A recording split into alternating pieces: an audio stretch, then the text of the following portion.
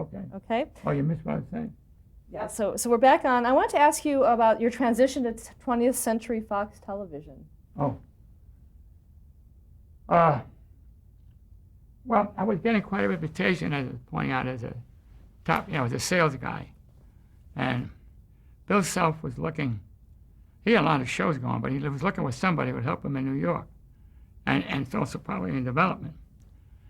And it was, once again, kind of story like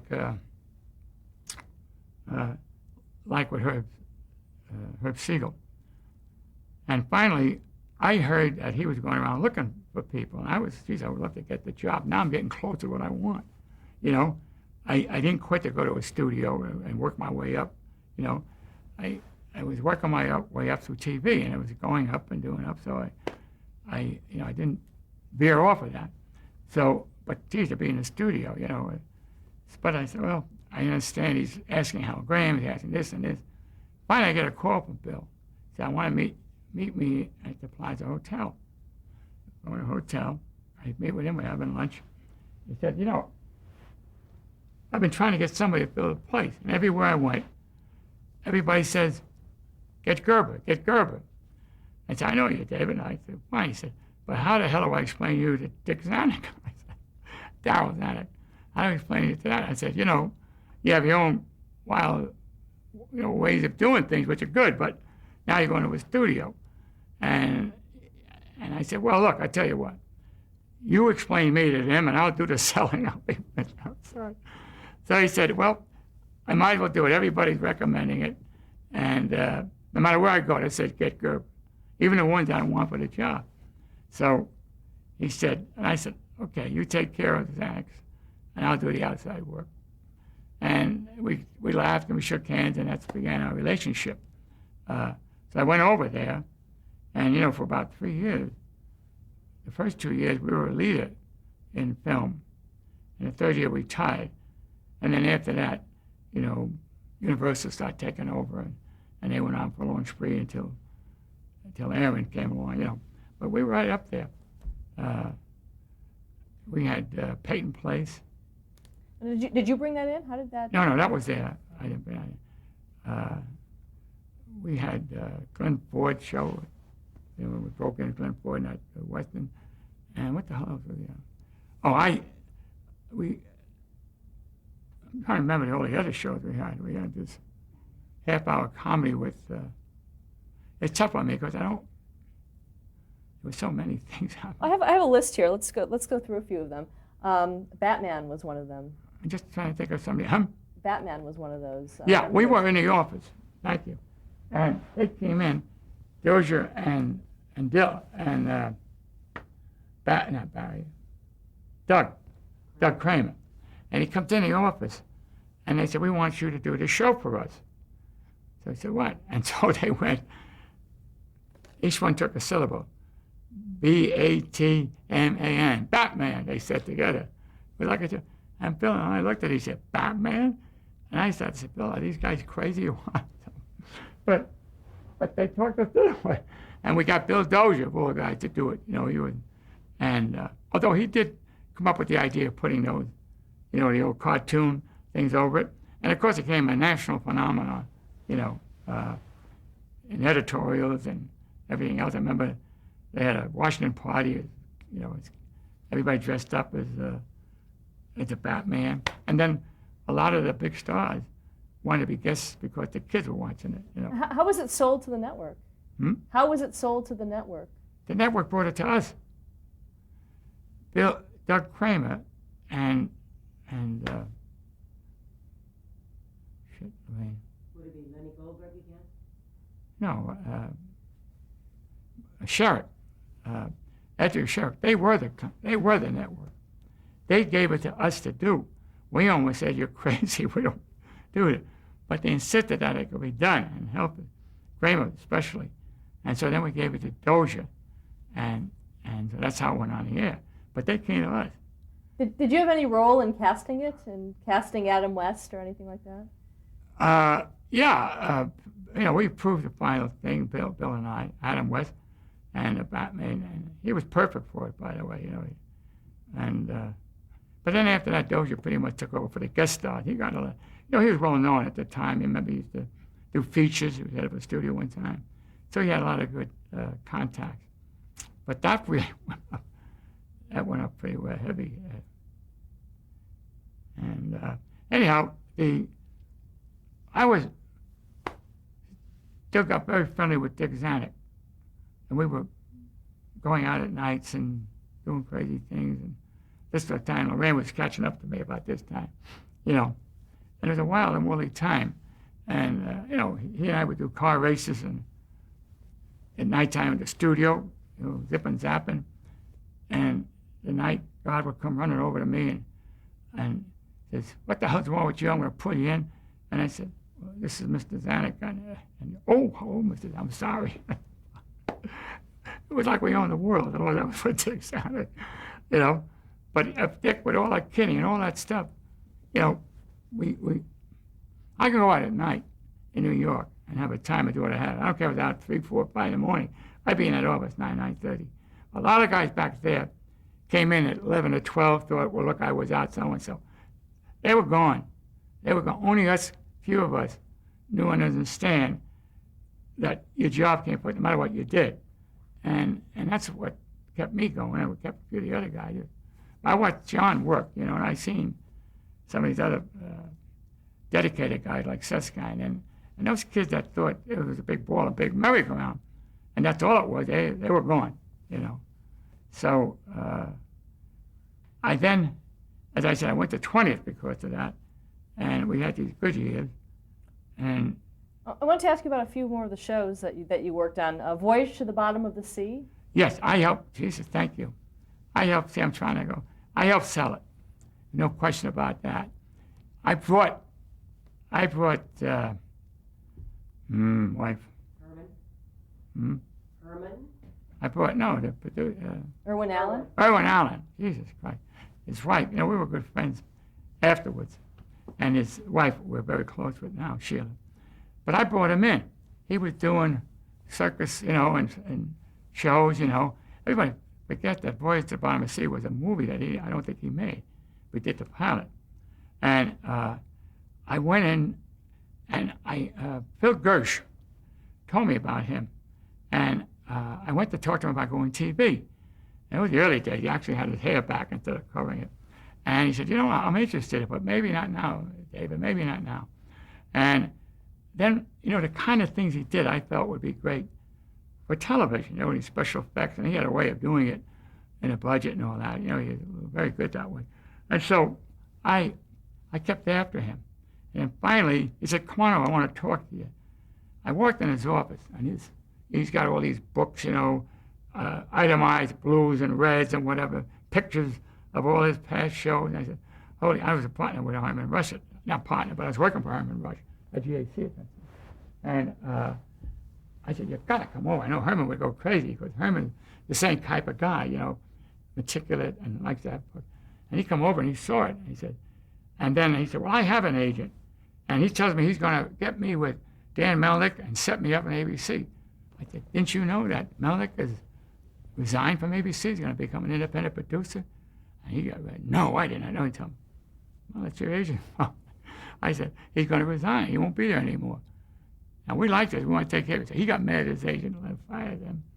And we got Bill to put up half the money, $5,000. We put up, which is very unusual for an agency. I think we put up half of it, $2,500. And Bill put up $2,500. $5,000 for him to develop a presentation. And that's how it began with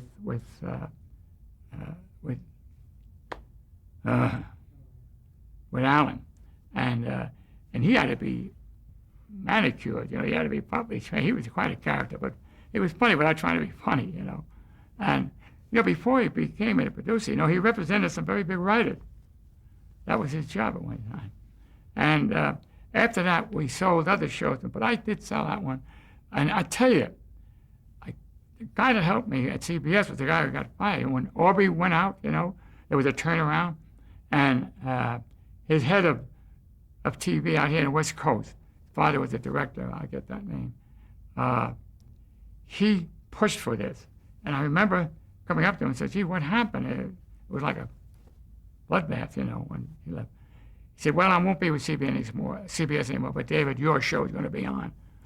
And this guy's a tough, I almost had the name, he's a tough young guy. But gosh, I haven't heard from him in years. So we got that on. And then the rest, we had the Time Tunnel and the Land of the Giants and what's the one that went up to, the robot went up. Lost in Space? Yeah. I did all of that sort of stuff for him. But one time I'm looking at a script. I get, now I'm getting a little itchy about scripts and things, some of the things that were being done. So I said, this is science fiction, Erwin, and I think you're going to can make some statements, a little more depth, about the state of society or whatever through science fiction, and you get a bigger crowd. Are you saying something about my script? I said, no, I'm just thinking we could do a little, well, I don't know. I thought they're pretty good, David. So later on, I hear from Herman. Herman said, you stay away from him. You sell him, I'll take care of him. So for a while, I was on the outs with him. Later on, of course, I came back. We were good friends. He reminded me. After he did all that stuff, after his features, when he felt great with the king. But he was a toughie, and I wanted him to do more, Is that the first time that you suggested that kind of thing? Yeah, I began to realize it, and I started getting itchy. And finally, and I was having a great time with Dick. Like I said, the first act of student French, we went to Mexico together. We went on benches together. We danced on tabletops in the great places. I mean, whatever you want, we did. And however, with Bill Self knew what I was doing with Dick, and we worked so close together. It was fantastic. He knew that I was always helping him and backing him no matter what I was doing. I let him know everything that was going on. There was a good team. But then there was a big thing happened. They were, actually, before that happened, I said to Lorraine, and I was getting married or got married, and she was encouraging me. I said, I want to be a producer. So I go over to Dick and Bill, and Dick said, Jesus Christ, I don't need producers. He says, I need salesmen. I mean, like you. And I said, well, Dick, I know what I can do, and I have, I got to try. I want to do it with you, but I have to try if you don't. So he did something that was very interesting. There was 5% of whatever profit 20th Century Fox Worldwide Corporation made was divvied up as a bonus among the extras. And he actually had 1% open for me and Bill. Now, when they made millions in those days, that's how important he thought we were. And I thought it was a hell of a gesture to be part of the overall profit structure of 20th Century Fox, period, And, but I said, no, I gotta produce. So the first thing I did was Nanny and the Professor, and then this second thing was, you got it. The Ghost of Mrs. Muir. Ghost of Mrs. Muir. And she won 2 awards, Academy Award. So all of a sudden I'm doing the young stuff in the morning and the early evenings. It saved flying Nun's ass because she was having a tough time. So they put us in front of us and we gave her a lead. And she jumped up. And so they were quite happy with all of that. But then something came about. They took over, some of the businessmen took over, and it was like a Greek tragedy. They got his father to complain to Dick and wanted to replace Dick, with these other people. A guy came from L.A. Times, I forgot his name. He's a beaut. And his father at that time was, I don't think quite there. And it was in New York and he was being badgered. And he actually let it happen. I never forget, we're playing pool down below. I said, Jesus, Dick, I got a problem with this goddamn network. And he threw the thing down, and I was like, but he threw it down. You got a problem. Christ, I got my father, may fire me. I said, what the hell are you talking about? So what happened was, he was fired, and what's the name of that guy? I don't take care about him. And boy, they pulled out his name off. I mean, this is Islamic, the whole history. Pulled his name off that parking lot that he went. So I said, he's gone. I want to go. I said, And meanwhile, John Mitchell wanted me, and he spoke to Bill Hayes, my manager, and he knew me from New York, and as a producer, and he had the deal set. And Bill Self came to me, and he said, "David, you got these 2 shows." He said, "I'll probably be going after this, but I need you for this year. It'd be tough if you left me now." So I told Bill Hayes, I owe a lot to Bill. So I said to him, "I'm going to stay the extra year." John Mitchell, who we became very close friends, of course, and still are with his widow, made a remark. "Well, all right, I hope he made a better deal for himself because of me." When I heard that, I said, "Bill, you tell him that's the remark I don't like, and I'm not going to go join him next year." And so Bill told him that. And she said, "I got a phone call. I didn't mean that, just disappointed you're not there." I thought, "I don't say something like that. This guy needs me, like you may need me." He said, "Well, I'll hold it open. Don't you worry. You go ahead and do it with Bill." So I stayed that extra year. And then I went over to Columbia, which was now a big studio for the first time I can produce. Kill that phone. Just thinking, you got me going. So many short strokes go way back earlier that I think about. Okay, we're back on? Well, we were there when they were getting into cassettes instead of the, what was those ones, they took off the camera. They were light, black, and then all of a sudden they finally had these cassettes that can transfer them over the microphone across the country, the whole different world. Remember that? Yeah, Oh, you video? remember that Video? one? What the hell they used to call the first ones? They were terrible reprints, of live shows. Oh, kinescopes. Huh? Kinescope? Yeah, Kinescope. And then I was there when they gave a demonstration of the new cassettes. And holy feet, it was like, that was a whole ship, tectonic ship, and all kind of stuff. But my mind, now that you're bringing these things up. We were talking about Dick Zanuck's firing. Right, and so Zanuck left. I stayed for the, and then Zanuck, I think, made a deal at Warner Brothers, and with Brown, his partner, Dick Brown, not Dick Brown. What's Brown's first name? David Brown. And I then, first time, it was almost the first time I had nothing on the air, and I wouldn't let it happen. So I sold with the Canada, I did a ABC Playhouse, ABC, what they call it, for the kids, play. After school special? Right. I did the first one, I believe. Went on second time. I did one,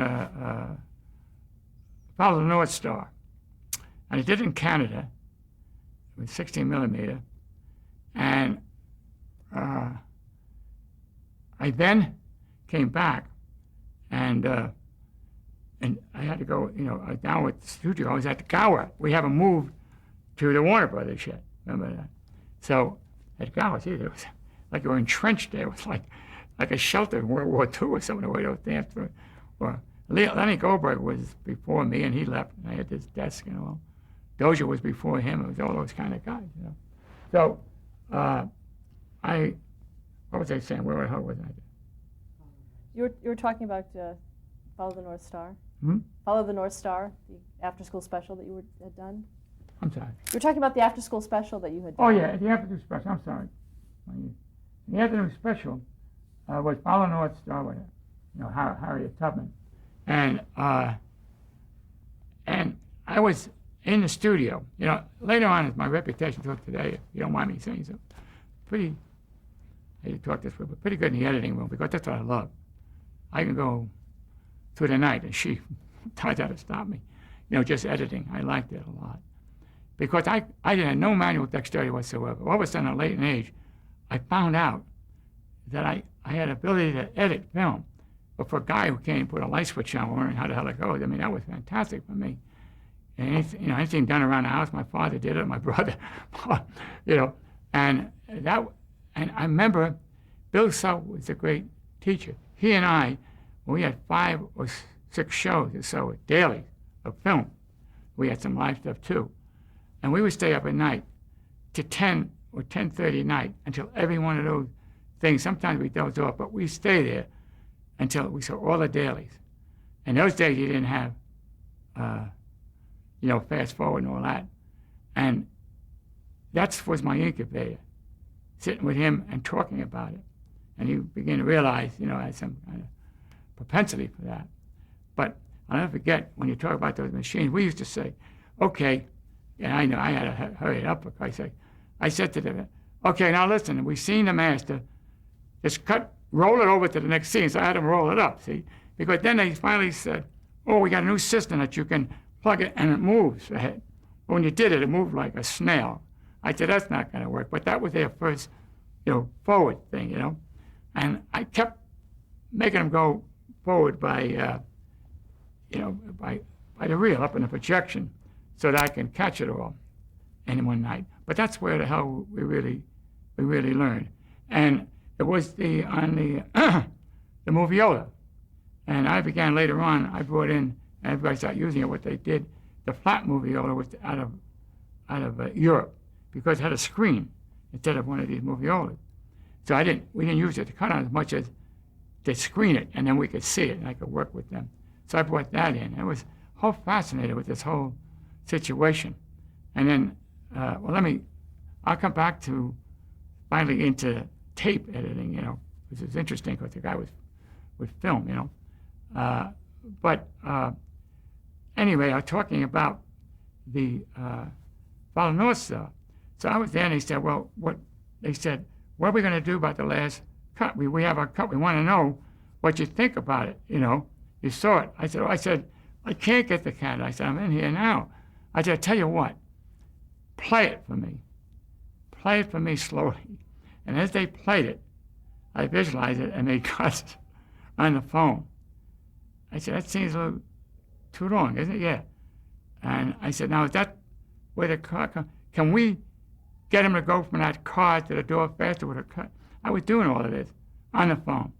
Years later, when I went back to Canada, the guy said, I'll never forget you. He said, on the phone. It was like, I got the Academy Award when the guy mentioned that. But the truth of the matter is, later on, I would, because I was running studios, and at the same time trying to be, hands-on producer, I guess, I would take wherever, like for instance, if we're on location, or when we did in Canada, we were editing in Canada. So I would they send me down a film, and then we would run it in conjunction, the Canadian editor and myself, and I would be calling shots based on what I'm seeing. So that's how, if I wasn't in Canada, that's how I did it that way. Best ways to be in there, but because I had so many situations. So that got me going in that incubator, that aspect of it. So then we did get on. It was very well reviewed in the New York Times. I think they liked the idea of appealing to young kids, It was a pretty good show. Now, was that through Columbia Pictures Television? This was Columbia Pictures. Now, how did you move to Columbia Pictures? Remember I told you John Mitchell wanted me? Okay, so you actually moved at that point. Yeah, but I had this thing going, and I wanted to finish it with the after-school special. But then all of a sudden, they took me to a preview, and the preview of Joe Wambach's show, police show, not the Guardians, but I forgot the name of the book and the picture. It was a very good picture. What they call the Guardians? The blue. It was just the first picture, and I said, holy Jesus. I grew up with cops in the East, and I knew some of them here.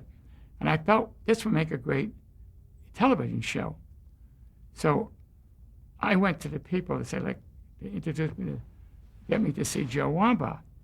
So Joe and I agreed to go ahead and do a television series, on Police Story. I called it Police Story.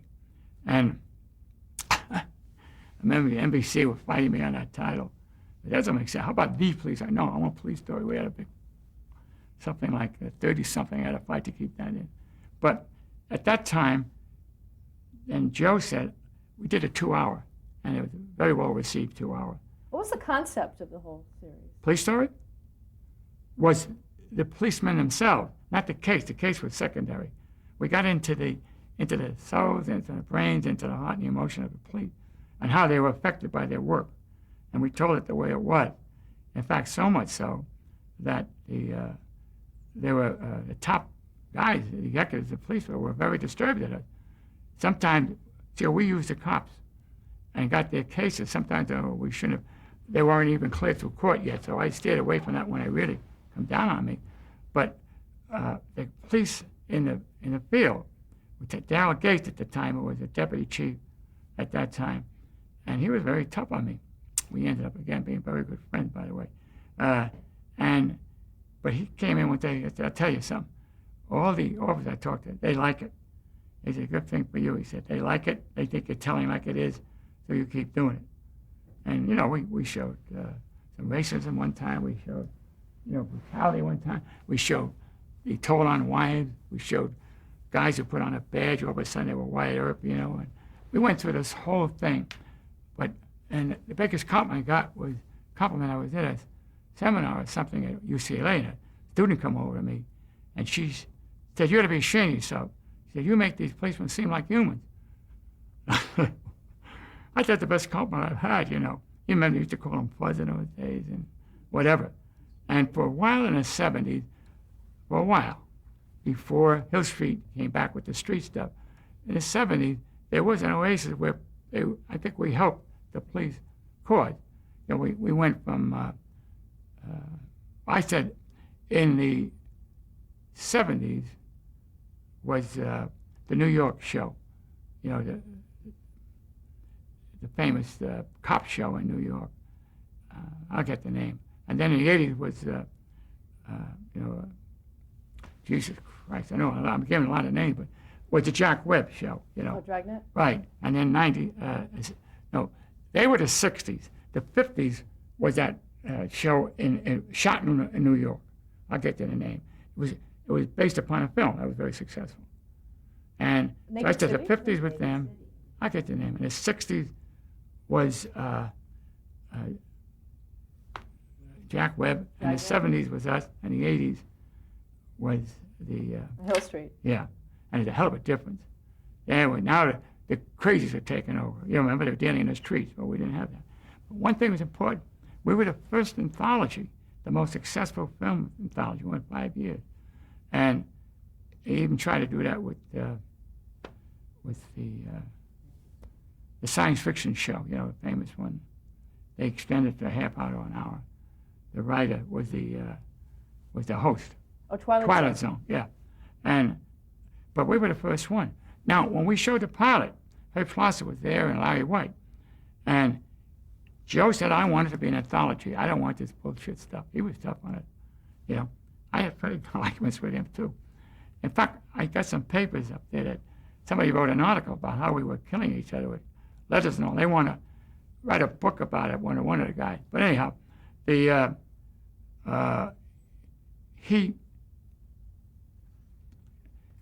the police story, he wanted the anthology. So Herb saw the pilot, and they knew I was thinking about an anthology, which is very, very challenging in those days, an anthology, even tough right now. And he said, "Let's make this into a series." I said, "I don't know." I said, "I don't think Joe will go for it. I need his endorsement." And behind him, I must say, Larry White, God bless him, head of his program, was saying, "No, stick to it. So I said, "Herb, come on, let's do something different. Let's do this right." "Okay, that's what you want." Larry behind it. So that's how we kept it as an anthology. And I called Joe up and I said, "You have it." I never thought we would do it. Let's stop there to change the tape.